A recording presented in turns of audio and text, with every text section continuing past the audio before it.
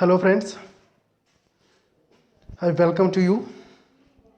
Today we are going to study the poem The Ball Poem. This poem is in the syllabus of class 10th, the book First Flight, and this poem is composed by John Berryman. John Berryman is poet of this poem, and firstly he is going to tell that a boy loses a ball. He is very upset. A ball does not cost much, nor is it difficult to buy another ball. Why then is a boy so upset? Read the poem and see what the poet thinks has been lost and what the boy has to learn from the experience of losing something. The Ball Poem. गेंद की कविता।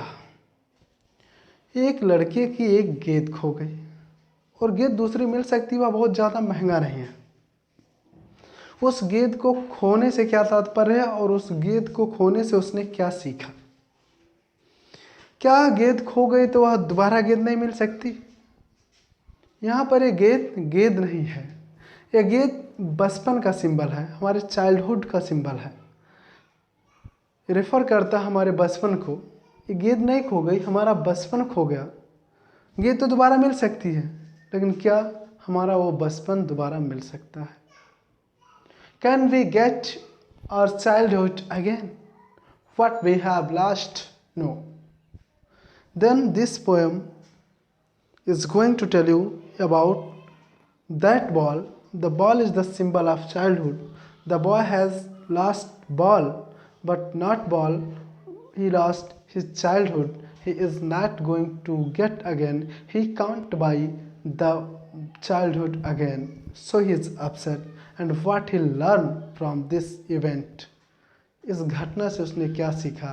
These things are described in this poem. So let us start this poem. What is the boy now who has lost his ball? What is he to do?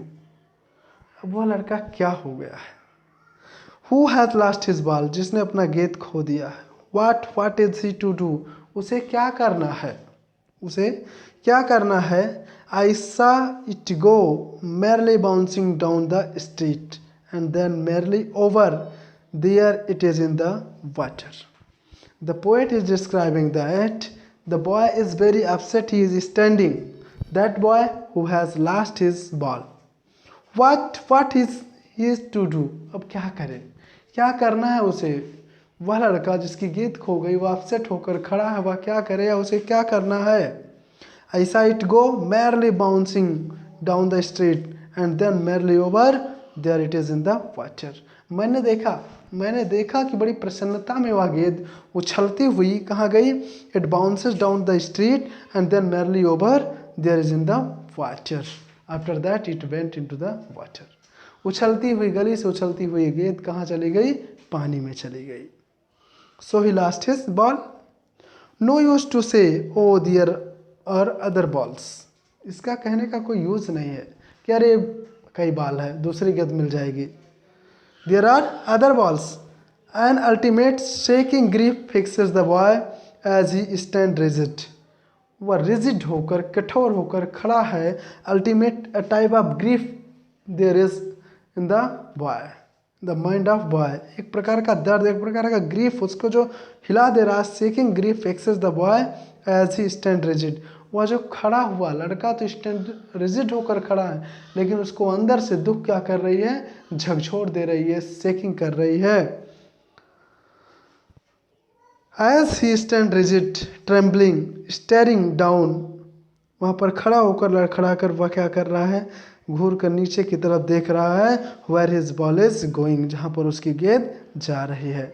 All his young days into the harbor where his ball went. All his young days went with this ball. This ball is not only gone from him, but the childhood with the ball, his childhood gone. Here he is saying that as he stands rigid, trembling, staring down, all his young days into the harbor where his all went. Ball went, जहाँ गेंद गई ना वहाँ पर उसके बचपन young days चले गए उसके, किसके, उस बॉय के, who is standing who lost his ball. Harbour, harbour place where there is water, पानी से भरा हुआ ठहरा हुआ। Harbour where his ball went, I would not intrude on him, मैं उसे कुछ नहीं कहने वाला हूँ। The poet is saying that I am not going to disturb him, I am not going to say something to him, but what a dime, another ball is worthless, dime very cheap, worthless बहुत छोटी थी, बहुत सस्ती थी, बेकार की गेंद थी। मैं नहीं कहने जा रहा हूँ कि बहुत छोटी थी, सस्ती थी, बेकार थी और उसके लिए वो चिंता कर रहे हो। I am not going to say him, the poet is saying now he senses first responsibility, now he senses his first responsibility. अब उसको ये गेंद खोने के बाद उसे रियलाइज हो गया, उसे अपने पहले रिस्पॉन्सिबिलिटी का ज्ञान हो गया, पहले उत्तरदायित्व का ज्ञान हो गया कि उसने कुछ खो दिया है। और उसने कुछ नहीं खोया बल्कि अपना बचपन खो दिया है। It means he lost his childhood. जब हमारा बचपन खो जाता है तो कहा जाता है कि हम जिम्मेदारियां अपने ऊपर, अपने कंधों पर निर्वहन करने लगते हैं। तो शायद यह उसका बचपन खोया, उसकी बाल खोई, उसके साथ साथ वह अपनी जिम्मेदारियों को सीखने लगा। क्योंकि जब हम अपनी जिम्मेदारियां सीख जाते हैं, अपना रिस्पॉन्सिबिलिटी जानने लगते हैं, रिस्पॉन्सिबिलिटी को फॉलो करने लगते हैं, रिस्पॉन्सिबिलिटी को कंप्लीट करने लगते हैं, then it is said that the boy is not a child, he becomes a young man. So he lost his ball, गेंद वह जो खो गई वह गेंद नहीं बल्कि उसका बचपन खो गया। बचपन खो गया अर्थात वह अब बस उसका वह एक चाइल्ड नहीं रहा तो यंग हो गया है, और जब यंग हो गया है तो उसको रिस्पॉन्सिबिलिटी का ज्ञान हो गया है। It means he came to know that he is not a child now, he is now a young man, and so there is a responsibility of a young man. So he came to know about his responsibility, and it is his first responsibility that he senses now. In a world of possession, in the world of possession, जहाँ पर लोगों को धारण करने की, अत्यधिक प्राप्त करने की, अपने पास रखने की होती संसार में चाहत होती है, इस पोजीशन के वर्ल्ड में उसने जब कुछ खोया तब उसे अपनी पहले रिस्पॉन्सिबिलिटी का ज्ञान हो गया। People will take balls will be lost always, लोग गेंद लेंगे, गेंद खरीदेंगे, गेंद खोती रहेगी। Little boy it is said that, है छोटे बच्चे, why are you so sad, it is the world the people will buy and it will last, लोग खरीदते रहेंगे और ये खोता रहेगा, ये चलता रहेगा।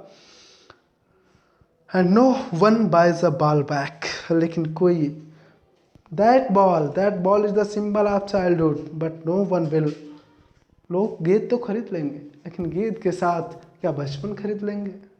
No one will, balls will be lost always little boy and no one buys a ball back, लेकिन कोई उस गेंद को नहीं खरीद सकता जो खो गई, जो गुम हो गई। वो बचपन जो चला गया उसे नहीं खरीद सकता। Money is external, money is not everything, money तो बस एक बाहरी दिखावा है, बाहरी चीज़ है, एक्सटर्नल है। Money is only external. He is learning, अब तो उसने सीखा, क्या सीखा? He is learning well behind his desperate eyes, अब वह दुखी आँखों से, उसका मन दुखी है और डिस्परेट आइज है उसकी। अब वह सीखा the epistemology of loss, how to stand up, जो खोने की प्रक्रिया है, कैसे खोया जाता है उसके बाद फिर कैसे स्टैंड हुआ जाता है, खोने के बाद फिर कैसे खड़ा हुआ हो जाता है, वह दुख से कैसे उबरा जाता है, दुख के बाद संघर्ष करके कैसे दुख का सामना किया जाता है, उसको उसने सीख गया है। Knowing that every man must one day know and most know many days how to stand up, और वह जान गया कि सभी को एक दिन याद जानना है कि उसे अपने पैरों के बल खड़ा होना है। He has to be self depend, उसे आत्मनिर्भर होना है और एक दिन ये सबको सीखना है।